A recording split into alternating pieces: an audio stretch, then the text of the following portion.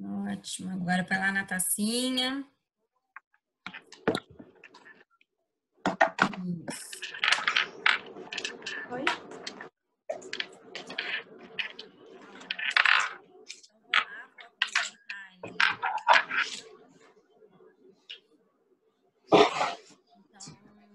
Então, Eu não estou ouvindo direito, não sei se é só para mim. Ouvimos. Vou pedir para o restante da banca colocar no mudo. Tá? Vou colocar a Flaviane. A Flaviane foi aonde? A Inês já ficou mudinha ali. Isso. Agora tá ouvindo melhor? Mais ou menos. Mais ou menos? Uai. Deixa eu pegar. Vê. Tá legal agora? Agora tá. A gente tá te ouvindo direitinho. É que eu acho que fez muito ruído, deu interferência. Evitem também de estar com o celular do lado do computador, que pode dar interferência, tá? Tá. Então, vamos lá. Estou esperando a Flaviane se ajeitar ali. Isso. Prontinho. Todos prontos? Então, vamos à nossa segunda apresentação.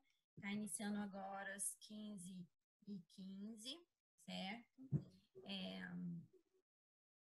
A apresentação vai ser da orientanda Ingrid Bulhões Cruz. E o tema escolhido por ela é orientações fonoaudiológicas no aleitamento materno, binômio genitora e recém-nato, certo? Você tem 20 minutos para se apresentar, Ingrid, e boa sorte. Obrigada. Pode começar. Boa tarde, banca, boa tarde a todos.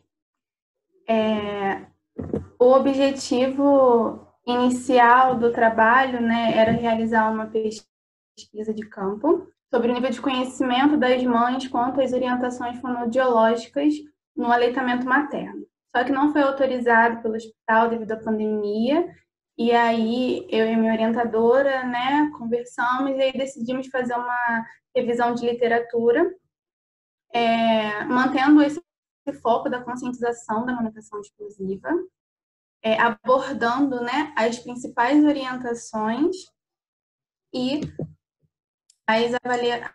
os benefícios da orientação fonoaudiológica. O método que eu utilizei foi a revisão de literatura, né, como eu falei, com método de inclusão de artigos que continham informações sobre a alimentação materna, as vantagens e importâncias, a atuação fonoaudiológica e artigos que falavam sobre o puerpério, sobre o pós-parto, excluindo os artigos que não se enquadravam nesses assuntos. Então, eu utilizei 26 artigos para compor o trabalho. A Organização Mundial de Saúde, ela vem nos afirmar que o aleitamento materno é o melhor alimento para o recém-nascido, né? E ela recomenda a sua prática exclusiva até os 6 meses, sendo complementar até os 2 anos de idade. Só que, infelizmente, a cada 10 crianças, somente 4 delas são amamentadas exclusivamente. E dessas 10, apenas 3 vão ser amamentadas até os 2 anos de idade. Então, o objetivo do trabalho, né, é atentar quanto aos benefícios do aleitamento materno, atentar quanto às orientações da fonoaudiologia, ajuda a prevenir esse desmame precoce. Os benefícios do aleitamento materno são inúmeros, né? Foram encontrados diversos benefícios na literatura, existe unanimidade quanto a esses benefícios, né? E os benefícios são tanto para a mãe quanto para o bebê, quanto para os dois juntos, né? Para a mãe, previne o câncer de mama e ovário, reduz as chances de depressão pós-parto, diminui a predisposição de anemia pós-parto, contribui também para a involução uterina. Para o bebê, ele contribui para o desenvolvimento do sistema estomatognático, sucção, respiração, deglutição, mastigação, fala, incluindo também os aspectos auditivos, contribui para um crescimento saudável da criança, por conter, né, os nutrientes necessários para essa criança, para esse desenvolvimento, além de ter fatores imunoativos e prevenir infecções gastrointestinais, respiratórias e também a obesidade. Só que, apesar, né, dos inúmeros benefícios que o aleitamento materno vem a oferecer, ainda existe um alto índice de desmame precoce, né? A Organização Mundial de Saúde, ela vem dizer que 6 das crianças, né, entre 10, elas param de ser amamentadas precocemente. E aí foram encontrados alguns fatores nesses artigos que influenciam esse desmame. São eles a falta de incentivo, não somente do profissional de saúde, mas também da família, né? A falta de incentivo familiar, principalmente do pai da criança, ela vai incentivar com que essa mãe se desanime, né? Ela não tenha tanta vontade assim de amamentar o bebê e acaba atrapalhando na efetividade do aleitamento. O nível de escolaridade também foi um dos fatores importantes, né? Foi relatado nos artigos que quanto menos conhecimento essa mãe tem, isso pode fazer com que ela tenha dificuldade de absorver as informações de orientações, né? Então, ela acaba não conseguindo cumprir com efetividade. E o trabalho também é um desses índices, né? É um desses determinantes devido a mãe ter que voltar precocemente ao trabalho. Muitas das mães, elas são donas de casa, né? Que precisam sustentar a casa, então elas acabam tendo que voltar ao trabalho precocemente. E ainda que trabalhem em empresas, as empresas costumam dar apenas 120 dias de licença maternidade, né? São 4 meses, e aí acaba que o bebê ele é interrompido nessa amamentação exclusiva. Um pouco antes, né, tendo que fazer essa complementação. E aí, né, cabe nós as orientações de como a gente pode vencer essas barreiras. E na prática, a falta de adequação da mãe e do bebê, né? Então, são 2 pessoas distintas, apesar do bebê sair, né, ser gerado pela mãe, são 2 pessoas diferentes, então elas precisam dessa adaptação inicial. Então, a falta dessa adaptação influencia muito, pode ser um dos fatores, né, para esse desmame.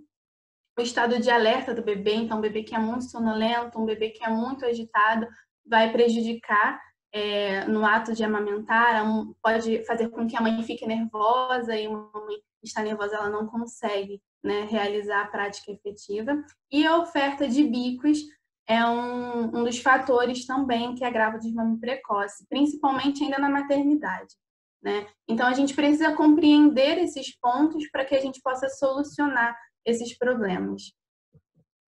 E quando se iniciar, né, as nossas orientações? Quando devem ser iniciadas as orientações fonoaudiológicas? Ainda no pré-natal, né, ainda com essa mãe gestante. Muitas mães elas só têm contato com a fonoaudiologia na maternidade quando tem contato com a fonoaudiologia na maternidade, né?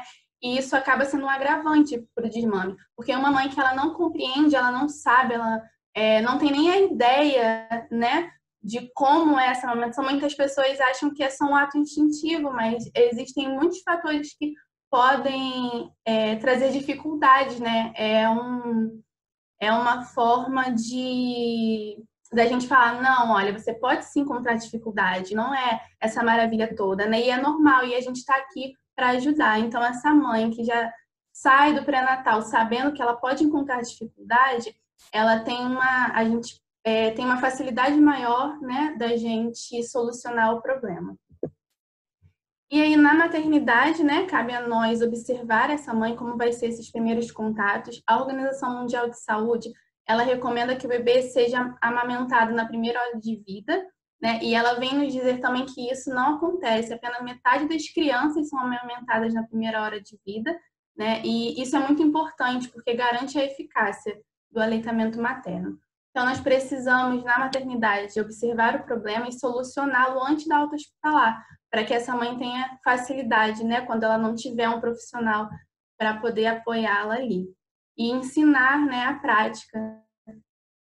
Nós precisamos também olhar o indivíduo na sua particularidade, né? Então, a genitora, a gente precisa observar se essa mãe ela tem interesse a amamentar o seu filho. A gente não pode obrigar ninguém a amamentar o filho, né?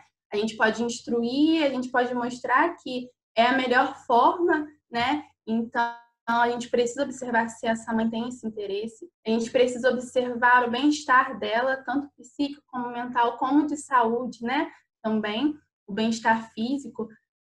Porque uma mãe que não está bem consigo, né? Ainda mais com as mudanças todas que estão acontecendo no corpo, na vida, é uma mãe que pode não conseguir, né? Realizar esse ato eficazmente. E aí alguns mitos também, né? A gente precisa observar muito. O tipo de mama, o tipo de mamilo. Tem muita mãe que acha, eu não tenho bico, eu não vou conseguir amamentar meu filho. E isso é uma inverdade, né? E a gente precisa estar ali atuante nessas orientações para que as mamas, né, não fiquem túrgicas. Uma mãe que sente dor, uma mãe que tem uma fissura de mamilo, é uma mãe que ela não vai se satisfazer ao amamentar. Então, cabe a nós fazer com que essa amamentação seja um momento satisfatório, tanto para o bebê quanto para a mãe. E o tipo de leite também, né? Cabe a nós orientar, porque muitas mães acham que o colostro, que é aquela aguinha, né? Ela não alimenta o meu filho. Na verdade, não. Todas as fases do leite têm os nutrientes necessários para cada fase do bebê. E observando o recém-nascido. Primeiramente, a gente precisa observar a idade gestacional desse bebê, né? Para saber se esse bebê tem um nível de maturação suficiente para que a gente coloque ele no seio da mãe, observar o comportamento desse bebê, observar os seus reflexos, se esse bebê tem um ritmo, tem sucção, se ele faz uma coordenação eficaz, né, de sucção, deglutição e respiração. Então, cabe a nós estar sempre atentos a esses pontos. E aí, vendo os dois, né, como um todo, precisamos estar atuantes e observando a postura, a forma mais confortável para essa mãe, para esse bebê, sempre atentando com as formas corretas e ensinando, né, a mãe quais são essas formas. Precisamos observar se essa mãe e esse bebê elas têm um vínculo afetivo, porque o vínculo afetivo é o início da comunicação, né? A amamentação é uma comunicação não verbal, é um momento da mãe e da criança, né? Então a gente precisa observar bastante esses aspectos, que são os aspectos da fonoaudiologia. E aí, quais são, né, esses aspectos? Como eu falei, a linguagem, né, o desenvolvimento da linguagem começa no aleitamento materno, então ele é muito importante. Um bebê que realiza a amamentação, né, no tempo recomendado, ele tem um melhor desenvolvimento de linguagem. A motricidade orofacial é bem desenvolvida, então a sucção permite, né, com que tenha um bom desenvolvimento da musculatura facial. Ele contribui nas funções orais, né? Primeiramente, a sucção, deglutição, respiração, posteriormente, na mastigação e na fala dessa criança. O vedamento labial, né? O bebê que ele suga o seio, ele tem um bom vedamento labial, então a respiração dessa criança vai ser uma respiração nasal, respiração correta. Então a gente evita, né, o hábito da respiração oral. E prevenimos também, né, problemas auditivos, porque um bebê que é mal posturado, o leite pode entrar no canal auditivo, né, porque é tudo muito perto. A gente precisa orientar essas mães quanto a isso. E a não introdução dos bicos artificiais, né, que é um aspecto muito importante. A gente não recomenda os bicos por poder fazer confusão de bico, e aí o bebê acaba não querendo mais ser amamentado, né? Pela facilidade também dos bicos, e acaba que é mais prático, né? A mamadeira sai o leite muito mais fácil, só que isso prejudica, né, no desenvolvimento da motricidade do bebê. E aí a gente tem alguns protocolos, né? Alguns protocolos utilizados nas maternidades, que são os protocolos de avaliação da sucção do bebê. Esses protocolos, eles não são padronizados, mas são os protocolos utilizados são autorizados pela Organização Mundial de Saúde e pela Unicef. Alguns hospitais, eles até adaptam esses protocolos, né, uns com os outros, e o que ele quer avaliar, né? A sucção não nutritiva, primeiramente, então o fonoaudiólogo com a mão enluvada, ela vai introduzir o dedo mínimo na boquinha da criança para ver a força da sucção dessa criança, se ela faz os movimentos corretos, se ela está preparada para ir para a sucção nutritiva, que é no seio da mãe. E aí, a partir desse momento, a gente coloca o bebê, né, para realizar a sucção nutritiva, observando toda a funcionalidade, né? Então, os protocolos têm o objetivo de analisar a anatomia e a fisiologia do bebê. E aí a gente vai falar um pouquinho sobre a pega correta, né? Como colocar esse bebê para sugar corretamente. Então, basicamente como está ilustrado na foto, né? A boquinha do bebê, ela se encontra abertinha, nesse formatinho de boca de peixe. Grande parte da auréola precisa estar na boca do bebê, então isso de, não tem bico, né? É uma inverdade, porque o bebê não precisa sugar somente o bico, mas como todo o mamilo. O queixinho, né? Ele é encostado no seio, os lábiozinhos são virados para fora e a gente pode perceber a bochechinha enchendo enquanto ele suga e esvaziando ao deglutir. E algumas regras, né, têm as suas exceções. Existem alguns pontos, né, onde a alimentação alternativa é recomendada, né? No caso de internações neonatal, né, que talvez o bebê tenha nascido pré-termo, por exemplo, e aí a sucção no seio pode ocasionar perda de energia, né, fazendo com que esse bebê ele perca mais do que ganhe, sugando o seio da mãe. Então, cabe a nós, fonoaudiólogos, avaliar a melhor forma, né, da alimentação desse bebê juntamente com a equipe médica e sempre estimulando a mãe a ordenhar o seio para que o leite continue a ser produzido. Muitas das vezes é feita a relactação, né, misturando o leite artificial com o leite materno para que esse bebê ele garanta, né, os nutrientes necessários do leite materno. E no caso de mães, né, portadoras de HIV, morte materna, por exemplo, que aí esse impedimento, né, infelizmente, ele não tem como reverter, né? Cabe a nós a orientação de como conduzir isso da melhor forma, né? Seja no vínculo afetivo, tanto da mãe portadora de HIV, quanto do responsável, né, por essa criança, por esse recém-nascido. Então, existe o método canguru, né, que é muito estudado e existe nos artigos, né, eles garantem a eficácia desse método, desse vínculo que é criado através do método canguru, né, acalma a criança. Então, a gente tem outros pontos, né, sobre os bicos também, a gente deve orientar sobre os bicos que são menos prejudiciais, né, já que esse bebê ele vai precisar de alguma forma de intervenção, infelizmente. E aí os malefícios, né, da alimentação artificial. Então, a sucção ela é ineficaz, o bebê ele faz pouca atividade na musculatura oral, então tem uma alteração nas funções, né, estomatognáticas, alterações de deglutição e respiração, pode causar otites, né, como eu tinha dito anteriormente, e alteração de crescimento facial e a maloclusão dentária.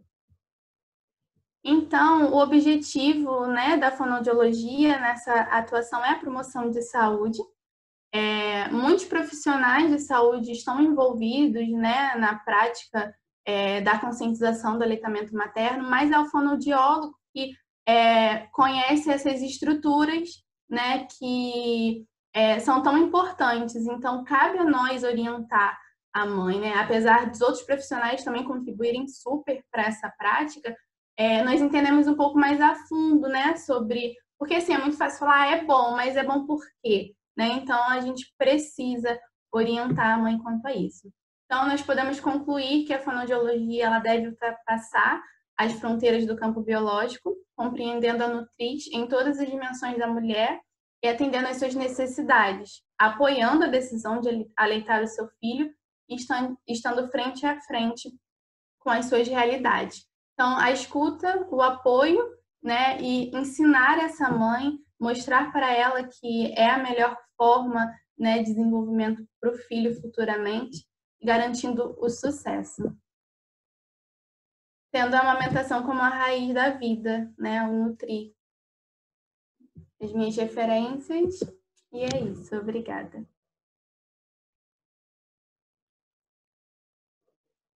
Ah, que linda. Muito bem, meu amor. Muito bem. Vou pedir para você parar de compartilhar para a gente ir para a tela grande. Isso, muito bom. Muito bom. Vamos agora para a arguição da banca e para as colocações, né? Então, quem quer começar? Vou começar com... Quer começar, Rê? Então, manda lá, mulher. É uma coisa que me chama muito a atenção, primeiro, parabéns, Ingrid, ficou muito legal, ficou claro o seu trabalho, ficou bonito a apresentação, esse monte de bebê fofo, adoro bebê recém-nascido, até uma covardia, né? Você começa a falar, deixa ela falar, olha que bebê lindo.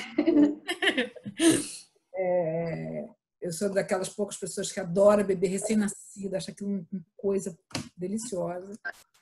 Mas tem uma coisa que me cansa e me indigna de verdade. Depois de tantos anos, a gente ainda precisar discutir uma coisa que é mais do que óbvia, que é mais do que comprovada, que é mais do que falada. É impressionante isso, gente. É uma dificuldade com o que é natural. Aí você até olha e fala assim, gente, jura, vamos falar de amamentação? Vamos falar de amamentação, porque não adianta, você fala e continua a mesma coisa. E hoje, com as redes, uma coisa que eu percebo é uma imposição e não uma conscientização. Então, é quase como se a pessoa, eu acho que isso até vale um estudo, assim, você se submete àquilo para ser uma boa mãe, mas você mesmo não suporta aquilo. E aí vira um inferno, né? Aquilo vira uma tortura, né? Então, existe essa categoria da boa mãe, que é a que amamenta, e a mãe má, que é a que não amamenta. Vira um outro. Mas é impressionante que a gente ainda tenha que discutir os benefícios da amamentação, né? Como é forte a indústria farmacêutica, né? Como é forte essa indústria do leite, né? Como é que isso é, né, impressionante, né? Como é que os médicos fazem aquela cara de olha, complementa. E é óbvio que a gente está cansado de saber que no que fala complementa nunca mais vai mamar, né? Porque é um saco, porque a família começa a pressionar para parar. Uma coisa que a Ingrid falou que é importante é a história é um contrassenso. O bebê tem que mamar até os 6 meses. A mãe volta a trabalhar quando ele tem 4. Acabou, né?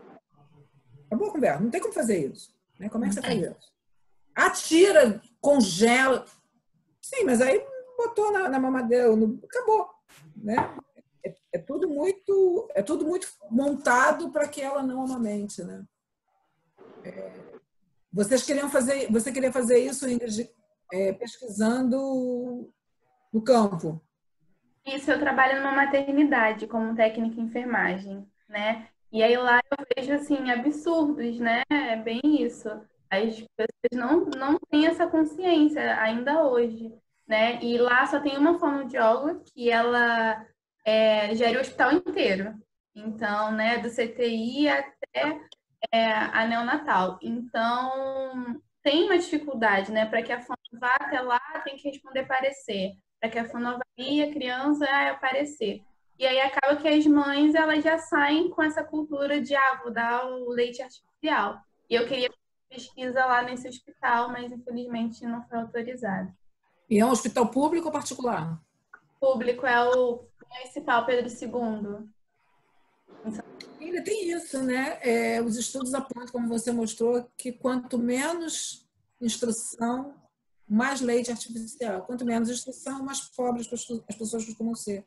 Então, elas compram leite, gastam um dinheiro fabuloso numa coisa absolutamente desnecessária e ruim. Exatamente. Isso chega a ser cruel. Isso chega a ser cruel. Parabéns, Ingrid. Muito bom o seu trabalho. Gostei mesmo. Vamos lá, Flaviane? Pode ser. Vamos lá. Ingrid, primeiro eu quero te parabenizar.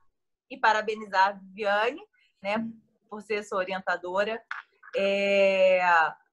Eu, assim, sinceramente, eu fiquei aqui de boca aberta, porque quando nós nos damos conta, porque, por exemplo, eu pego crianças, eu trabalho num centro de apoio, né? Então eu pego crianças que estejam dando problemas na escola e não estejam conseguindo alcançar a aprendizagem.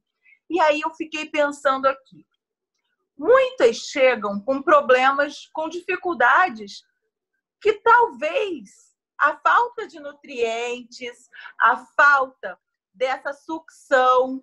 Você me chamou a atenção uma coisa que eu nunca parei na vida para pensar, que quando a criança, o nosso filho encaixa no nosso peito, realmente ele começa a aprender a respirar pela forma correta, né? Que é pelo nariz. E aí eu fiquei assim, gente, e aí trazendo isso, eu comecei a pensar, isso não dá para ficar parado. Aí já pensei assim, se tivesse uma cartilha, um folheto explicativo, uma associação entre... Você já colocou que você é técnica de enfermagem, mas fazer essa ponte na hora desse pré-natal, porque, por exemplo, eu tive 2 filhos e eu nunca tive a oportunidade de ter uma orientação com fonoaudiólogo, né? E eu não sou fonoaudióloga, eu nunca pude ter essa oportunidade. Então, assim, eu vejo que, é claro, né? O que eu sabia era o que eu conversava com a minha parceira de trabalho, né? Com a outra técnica, que aí era fonoaudióloga, e eu perguntava por conta própria, mas não na maternidade, não no meu pré-natal. Então, se você... né, claro que eu creio que você vai publicar, pense em publicar, mas, assim, publicar, mas criar uma cartilha, algum elo que faça essa engrenagem. Eu vejo aqui, por exemplo,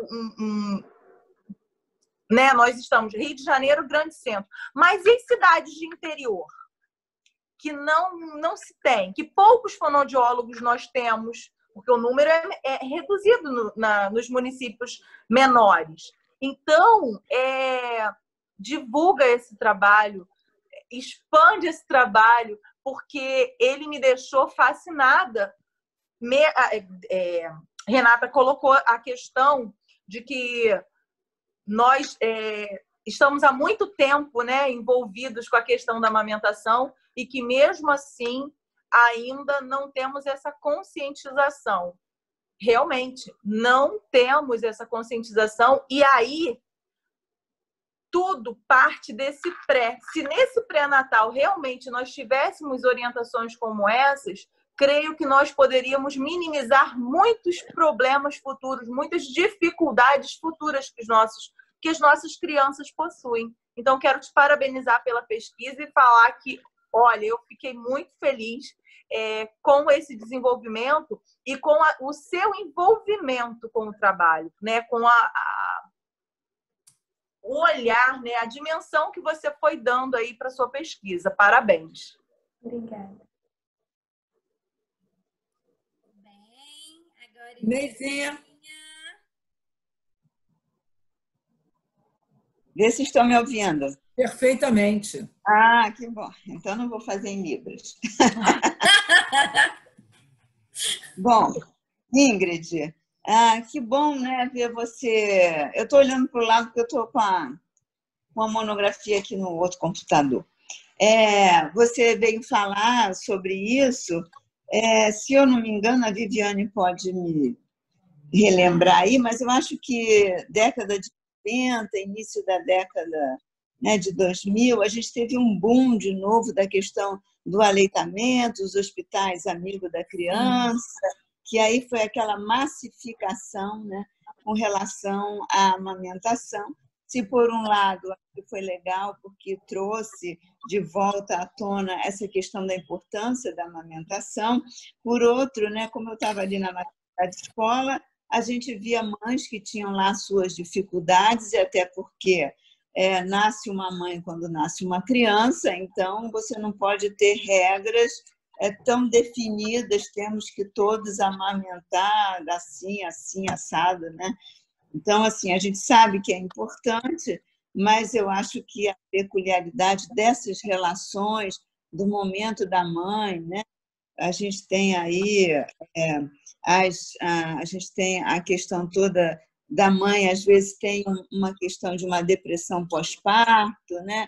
Então, tem tantas questões também que, como a gente tinha falando da família, né? Da outra monografia, também nessa relação mãe-filho, isso é muito importante de ser cuidado, né?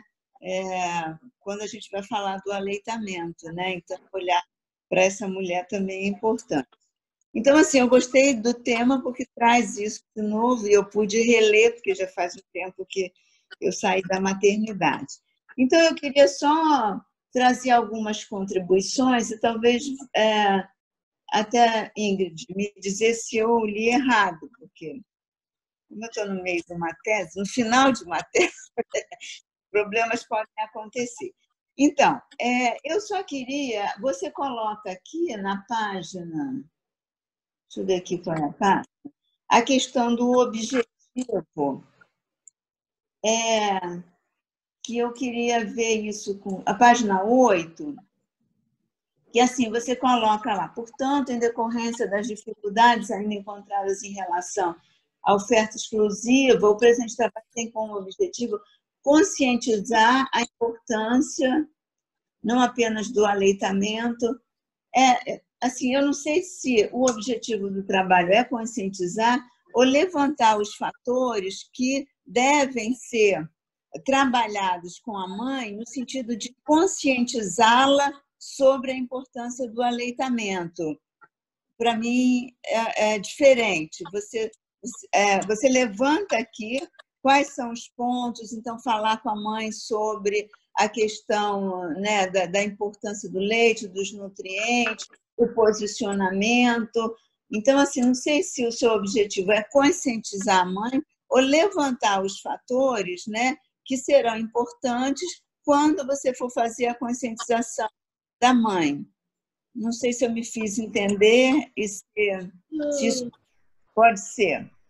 Por isso que eu acho que, então, talvez o objetivo fosse identificar, né, dentro das práticas fonoaudiológicas, o que vai ser importante orientar as mães sobre o aleitamento materno. O que você acha, Ingrid? É só contribuição, assim, porque para mim ficou confuso. O objetivo é expor, né, os benefícios dessas orientações para as mães, né? Pois é, porque eu acho que o objetivo do seu trabalho não é conscientizar, mas é você poder levantar. Eu só acho que, não sei. Eu acho que é mais aquela questão, né, de que a mãe que sabe que isso é bom para o bebê e para ela também, né? Ela é mais estimulada, né, a realizar a amamentação. E é mais ou menos isso. Acho que é meio que interligado, né? Não, pois é. Por isso que eu acho que, não sei se para mim ficou confuso, o que é o objetivo do trabalho e qual vai ser, então, a partir de todo esse levantamento, será dar essa conscientização. Não sei. Para mim ficou que seria como se você estivesse identificando quais são os pontos, né, que você vê na literatura que são importantes, são relevantes para que você conscientize no trabalho com as mães e você poder conscientizá-las, entendeu? Então, seria identificar os pontos para um trabalho de conscientização da família. Não sei, eu vejo dessa maneira. Depois, aí, não sei se a Viviane depois pode falar alguma coisa sobre isso. E a outra coisa, assim, que eu fiquei um pouco confusa, eu entendi quando você traz todos esses itens, aleitamento exclusivo, mame precoce, orientação fonoaudiológica, e aí você destrincha, não sei, eu achei que ficou muito destrinchado demais, a forma como você intervém. Não sei, eu acho que talvez você pudesse enxugar um pouco a forma como intervém, mas talvez aquilo que tem ali, que é a sucção não nutritiva, então como é que, ao orientar a mãe, isso, porque eu acho que na sua apresentação ficou mais claro para mim do que quando eu li aqui, porque eu achei que em alguns pontos desses seus capítulos você foi muito profundo na atuação, talvez para explicar, leia o seu trabalho que não seja da área, né? Mas assim, eu achei que ficou muito profundo na descrição da atuação do que como é que você vai explicar isso para a mãe, porque o seu sentido é justamente esse, né? É tentar orientar a mãe com relação a talvez a intervenção que você está fazendo e qual vai ser, então, a forma que ela vai ou dar continuidade ou ficar atenta ao bebê a partir das suas intervenções, entendeu? Então, não sei como é que você poderia colocar, porque eu acho que os capítulos vieram sem fazer uma conexão com essa questão da orientação. Não sei, talvez só para você pensar aí, assim, porque eu fiquei confusa. Mas quando você falou, como você acha que trouxe mais coisas da orientação, aí para mim ficou bem compreensível. Não sei se talvez você possa pegar um pouco disso que você falou, que vai estar gravado aí, né?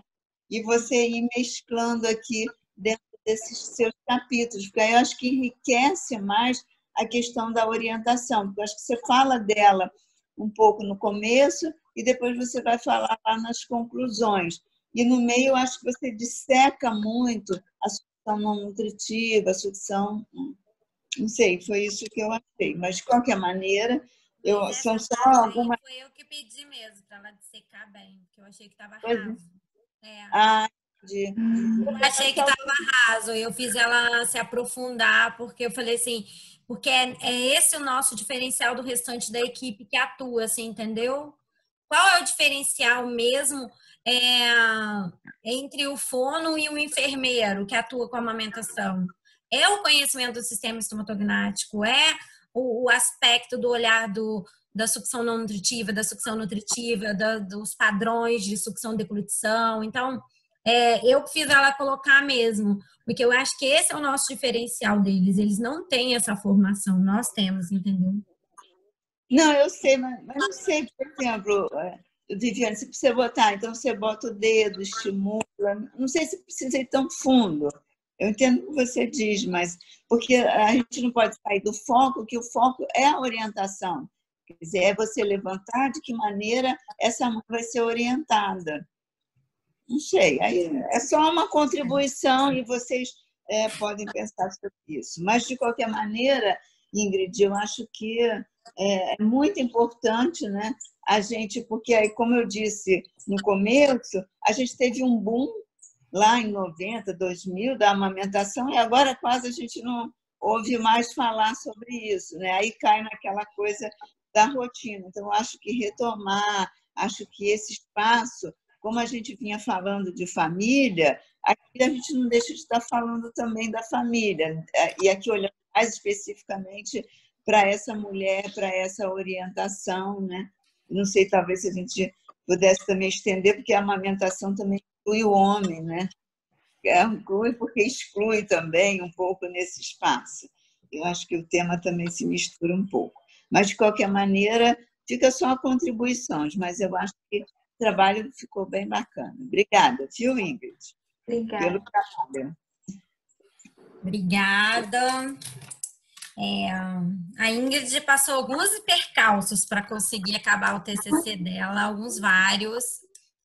Que eu preciso colocar. Primeiro, a orientadora dela não era eu, a orientadora dela era a Eveline. Então, a Eveline saiu, então ela ficou um pouco deserdada. E ela já tinha desenhado, ela queria fazer pesquisa, porque ela está dentro da maternidade, ela está dentro do campo. Então, ela estava desestimulada, porque ela achou que não ia conseguir fazer quando a Eveline saiu, que foi aquele processo meio, né, no final. E aí eu falei, não, vamos fazer. A gente estruturou tudo para fazer a pesquisa e simplesmente o hospital não assinou a carta de anuência. Ele não deu a anuência, porque assim, eu entendo que pesquisas no campo, em meio a uma pandemia, não são, né, recomendadas, mas ela já está no campo, ela já entraria nos leitos, ela já estava acompanhando aquelas mães. E a gente já tinha até mudado de fazer o questionário justamente para ela não ter contato. A gente ia fazer um questionário para a gente poder entender o quanto existia de dúvidas, principalmente pegando as questões dos mitos e crendices da amamentação. Então, a gente já tinha elaborado todo o projeto para isso. E, inclusive, eu tenho uma cartilha de orientação para desmistificar isso, Flaviane. E aí eu falei, vamos adaptar essa cartilha, porque eu acho que o pesquisador ele tem que se preocupar sempre com o que benefício você vai gerar da tua pesquisa, sabe? Você tem que se preocupar com aquelas pessoas que estão ali. Então, com aquelas pessoas que estão ali, com aquelas pessoas que elas estão contribuindo para a sua pesquisa. Então, eu sempre faço alguma coisa no sentido de gerar orientação depois, tal. E a gente fez uma cartilhazinha bonitinha, tava lindo. Só que quando o hospital não deu a carta de anuência, aí morremos na praia e a gente teve que reformular todo o trabalho, entendeu? Então, a gente teve que reformular todo o trabalho e foi pouco tempo para fazer isso. E ela trabalhando direto dentro da maternidade. Então, assim, eu entendo que foi difícil para ela, né? E foi uma fase um pouco complicada, assim, mas ainda assim eu falei assim, você acha que você vai conseguir? Porque chegou um momento que eu achei que não ia conseguir, porque a gente teve que mudar tudo, sabe? Então eu falei, você acha que você vai conseguir? Ela, não, eu vou conseguir, eu vou tentar, e correu atrás, e foi pesquisar, e deu o jeito dela, sabe? De fazer, e ela conseguiu fazer, mesmo eu percebendo que o olhinho dela que estava louca para pesquisar, ela teve assim, a gente tomou um banho de água fria, sabe? Porque a gente toma um banho de água fria, entendeu? Então, aí eu acho que ela ficou com aquela coisa, eu falei, não, mas a gente faz pesquisa depois, a gente encaixa, junta após, vira pesquisa, né? A gente encaixa, não precisa desistir agora não e tal. Então, mas eu acho que ela tá de parabéns. E um dos objetivos dela de fazer essa pesquisa lá é justamente porque só tem uma fono. É obrigatório por lei. A fono tá ali fazendo o teste da linguinha. Como é que uma fono vai dar conta do hospital inteiro fazer o teste da linguinha em todo mundo e dar apoio na amamentação de todo mundo? Não vai, você entendeu? Então, eu acho que o objetivo dela é fazer pesquisa dentro da maternidade e era conscientizar aquelas pessoas ali da importância de ter um fono apoiando essas mulheres, entendeu? Então, eu acho que a pesquisa tem essa missão, né, de levar a informação, de trazer atenção, mostrar o foco ali, não é? Se gasta tanto de dinheiro, a Rê falou muito bem, se gasta tanto de dinheiro com complemento, com crianças que têm alterações, ficam mais afecções respiratórias, mais doenças, o sistema imune não fica tão forte. Quantas crianças a gente tem pego? Flaviane pode falar, Inês, que trabalha com crianças, como eu faço a triagem lá no CS, eu vejo criança com freno curto, criança com alteração de fala, você vê que, sabe, se tivesse tido aquele apoio, aquela atenção na maternidade, a gente reduziria tantos custos, tanto sofrimento, tantos problemas, assim. Então, esse era o móvel dela. né, para fazer essa pesquisa. E principalmente por todos os percalços que eu sei que você passou e que eu vivenciei contigo, você está de parabéns. Viu? Obrigada. Muito obrigada. Só uma coisa. Ingrid, você já fez uma bela de uma revisão bibliográfica. Guarda e usa a revisão bibliográfica para fazer a sua pesquisa na especialização, no mestrado, enfim. Foi o que eu falei para ela. Ou em nada, você faz essa pesquisa, né? Até para mostrar para o diretor do hospital aqui, olha, porque eles gostam disso, né? Eles gostam de ver dados. Olha aqui, ó quanto você pode economizar contratando uma profissional, né? Economizar em todos os sentidos, né? Em comprar leite especial, enfim. Isso pode ser um caminho também. Não desista.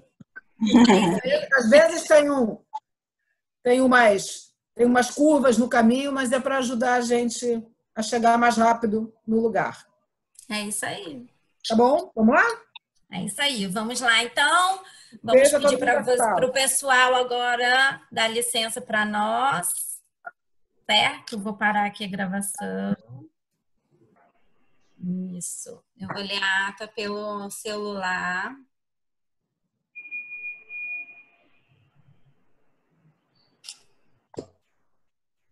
Então, vamos lá.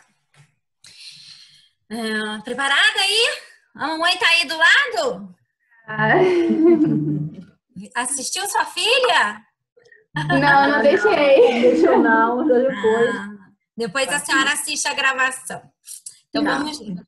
Aos 19 dias do mês de junho do ano de 2020, realizou-se sessão pública virtual de apresentação do trabalho de conclusão do curso de graduação em fonoaudiologia, intitulado Orientações Fonoaudiológicas no Aleitamento Materno, atuação do fonoaudiólogo na promoção de saúde, genitor e recém-nato.